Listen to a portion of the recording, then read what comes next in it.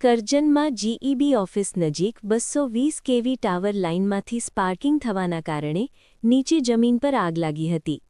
ઘટનાની જાણ થતાં કરજણ ફાયર બ્રિગેડની ટીમ તાત્કાલિક સ્થળ પર પહોંચી હતી.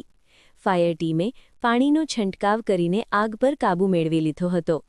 ફાયર ટીમની સમયસર કામગીરીને કારણે નજીકમાં મૂકેલા નવા અને જૂના ટ્રાન્સફોર્મર સુધી આગ ફેલાતી અટકાવવામાં સફળતા મળી હતી, જેના કારણે મોટું નુકસાન ટળ્યું હતું.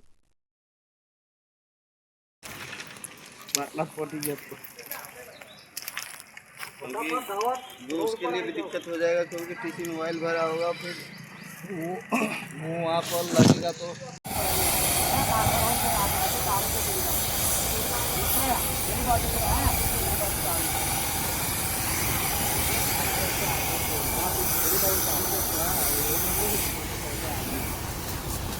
ये आगे मारो जो